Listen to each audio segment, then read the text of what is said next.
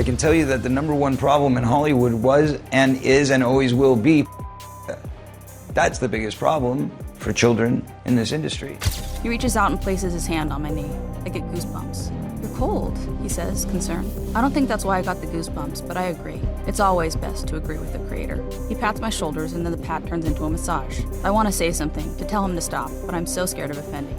Like, I've watched my son deal with this all week to pull out this performance, and he will never play this character again. They were the stars of our favorite TV shows and movies, but behind the scenes, their lives were far from glamorous. These child actors have come forward with jaw-dropping stories about Hollywood's darkest secrets. From manipulation and to lost childhoods, these confessions will leave you stunned. For starters, we have Jalile White, the beloved Steve Urkel from Family Matters, who once made us laugh uncontrollably.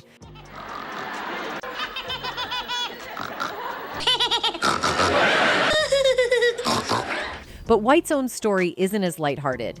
He's spoken openly about the pressures of being a child star and how he was treated more like a product than a person.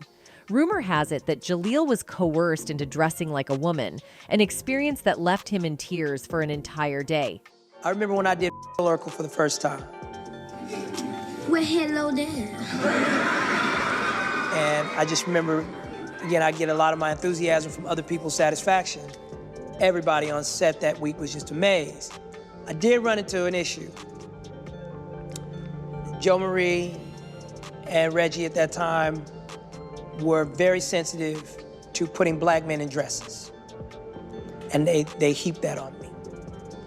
And they let me know that I was not doing our race a service by putting on that yellow dress. But everybody has a default. Do you crumble? Do you wilt under pressure? Do you rise? Do you surprise yourself? My default tends to be to take it up a notch. I mean, that evening, I felt like a girl. I felt like a girl playing Murder Lurk. But I cried like a baby at the end of that taping. I just broke. And I just cried. In any case, male comedians wearing dresses before finding success has been a troubling industry secret, even pointed out by Dave Chappelle. I mean, I'm a conspiracy theorist to a degree. Like, when I connect dots that maybe shouldn't be connected, I don't know. But certain dots, like when I see that they put every black man in the movies in a dress at some point in their career, I'll be connecting them down like, wow, all these brothers gotta wear a dress. This happened to me. I'm doing a movie with Martin. Yeah. The movie's going good. So I walk in the trailer. I'm like, man, this must be the wrong trailer because there's a dress in here. They come in. The writer comes in. I think he's the writer. He's like, Dave, listen, we got this hilarious scene where Martin's sneaking out of jail. So he disguises you as a prostitute. And he put this dress on. And, what? As a prostitute? Nah, I'm not doing that. I don't feel comfortable with that.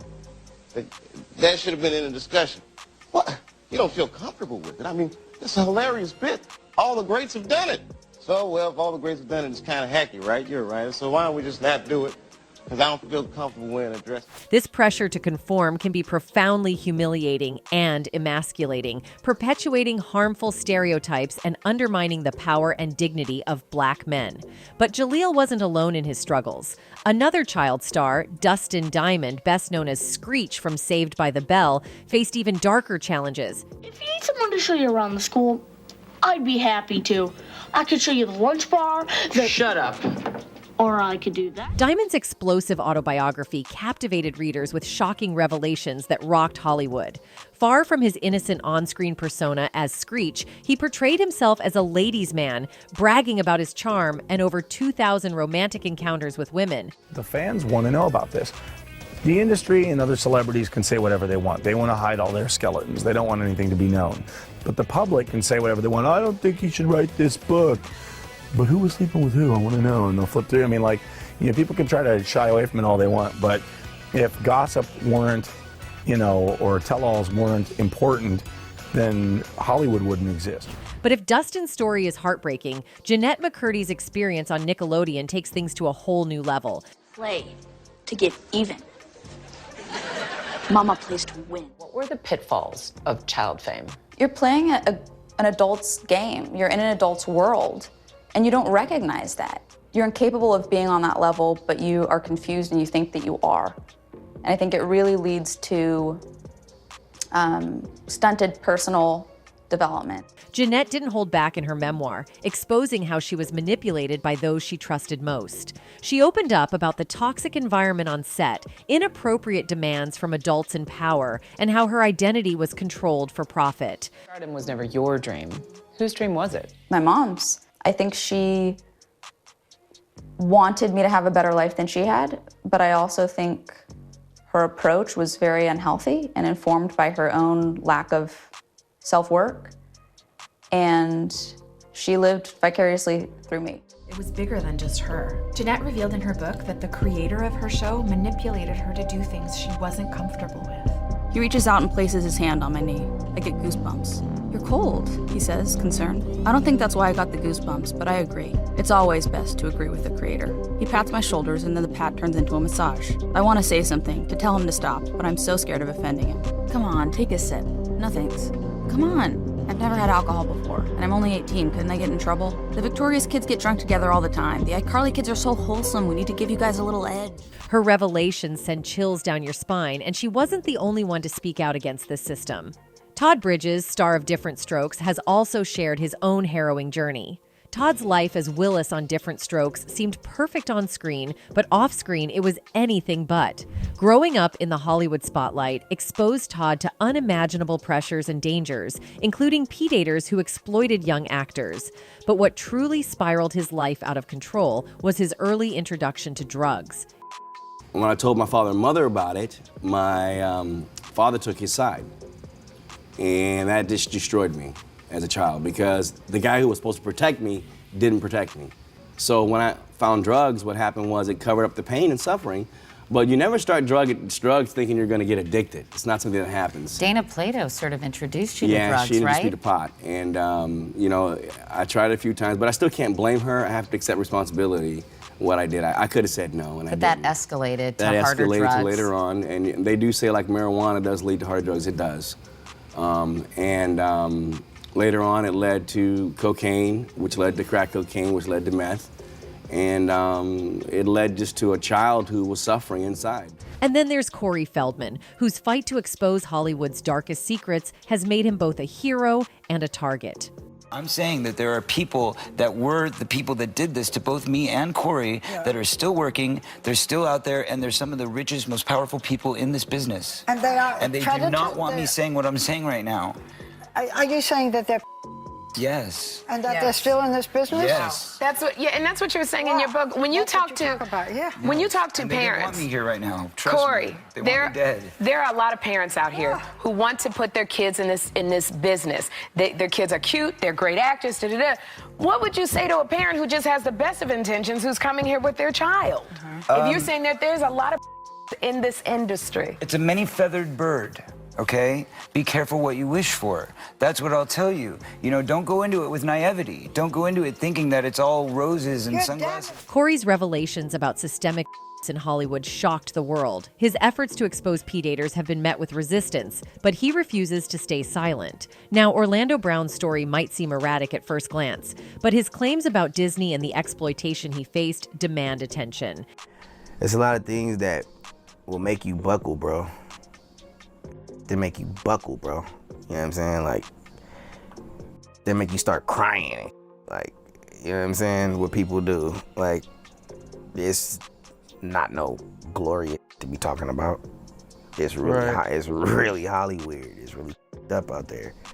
It's really up bad. At just 8 years old, Brown started his acting career, stepping into the glitzy but risky world of Hollywood. His big break came with the movie Major Pain, and from there, he became a familiar face in hit shows like Family Matters, The Jamie Foxx Show, and That's So Raven. I mean, today, donuts. Tomorrow, bagels. Make sure they're fresh, kid. Whole fries? Yeah. This is great. Now, snack time is any time. But acting wasn't his only passion. He also ventured into music, starting his own label, Young Star Entertainment, in 2005. Just one shot is all I really need to bring it to your ankles and make me wiggle. Back then, it seemed like he was on track for a bright and successful future. Unfortunately, the pull of fame and money took him in the wrong direction. By the time he was 20, Brown admitted to using and dealing crystal meth, a choice that led him into some dangerous territory. Birthday presents. Paula Patton's Kiki Palmer's juice. Halle Berry's giving that chili from TLC. She little old, but knocked the dust off that. Licking the back of Pam Greer's ear. Oh, with an afro walk away from me. I'm like, get back here. Diana Ross's short teeth biting on my balls. I see, I'm a freak. What about Megan Good licking J-Lo's clit while I'm sucking on the tit of Eartha Kitt? Marcus. Yeah. And then there's Bow Wow, whose journey from a young rapper to a Hollywood star paints a similar picture of exploitation. What the you do to Bow Wow? That's what I want to know, man. What the you do to Bow Wow, man? Cause what the you do to Bow Wow? He was just fine when he was with Snoop. The pressure of growing up in the spotlight, combined with the ups and downs of his career, took a toll on Bow Wow's mental health. He later reflected on those dark times in 2018 when he teased an album called Audacious, Seth's Side spelled backward. While the album was never released, it highlighted the emotional challenges he faced as he tried to navigate life after fame. Snoop Dogg was the person who gave me my start, so I felt like I had to just live up to those expectations, you know. And then Jermaine Dupri working with me, it was kind of like I had no choice but to succeed and hit it big. And when you're going through all this, all the fans coming at you and people expecting you to do even better the next time around, yeah. When did you first think about or find out about cough syrup as a way of escaping? Yeah, it really wasn't much of escaping. It was that it was just around. You know, it was one of those things that all my boys was doing it, and you know, it was kind of like start off like, well, let me take some of yours, and then next thing you know, a week later, it's make me my own, and then after that, it's I'm pouring my own. Like my mind wasn't addicted to it, but my body was addicted to it. In any case, each of these actors has a unique story, but the common thread is undeniable. Hollywood's treatment of child stars is a systemic problem, leaving scars that last a lifetime. Anyway, that's it for this video, folks. Bye.